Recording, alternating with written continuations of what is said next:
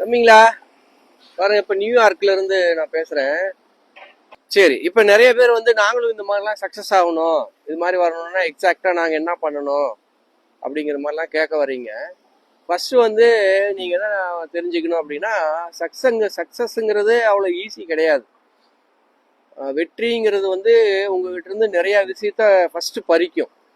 இப்போ உதாரணத்துக்கு உங்க டைம் ஃப்ரீடம் பறிக்கும், பொழுதுபோக்கு வந்துட்டு போகக்கூடாது சொல்லும், நிறைய வந்து கஷ்டத்தை கொடுக்கும், நிறைய டிசிப்ளின் வேணும் நமக்கு. ஒரு ஒழுக்கமா இருந்து கத்துக்கிறதோ, கத்துக்கிட்டதை திரும்ப திரும்ப பண்றதோ, இதெல்லாம் நம்ம பண்ண வேண்டி இருக்கு.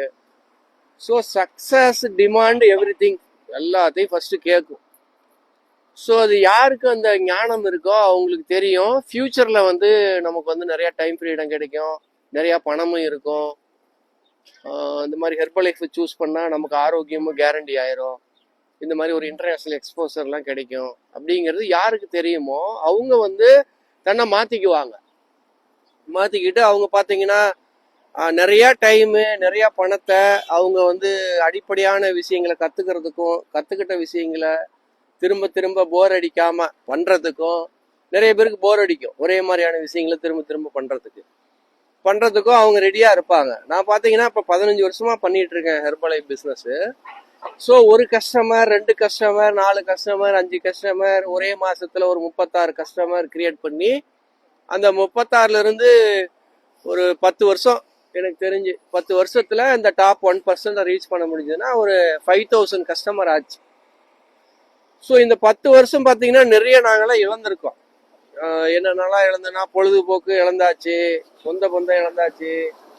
இன்னும் சொல்ல போனா எங்க குழந்தைங்க எல்லாம் வீட்டில் இருப்பாங்க, டாட்டா காட்டிட்டு நிறைய ட்ரைனிங்கு, மீட்டிங்கு, ஆக்டிவிட்டி, உழைப்பு, லேர்னிங்ஸு, அந்த மாதிரிலாம் நிறைய போயிருக்கோம். ஸோ அதனுடைய விளைவு தான் இன்னைக்கு 5 பேர் நாங்கள் ஃபேமிலியோட இங்கே வந்து நியூயார்க்கில் அவங்கள கூட்டு வந்து என்ஜாய் பண்ண வைக்க முடியுது.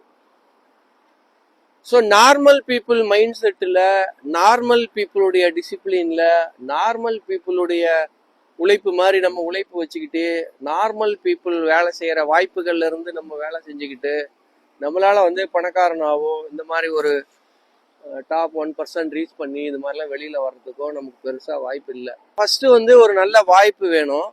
அடுத்தது உங்ககிட்ட கத்துக்கிற ஆர்வம் இருக்கணும், நல்ல ஒரு மைண்ட் செட் இருக்கணும், பொறுமை வேணும், ஒரு இடத்துல நீங்க ஃபிக்ஸ் ஆகணும். அதை பண்றேன் இதை பண்றேன் அங்க தாவக்கூடாது.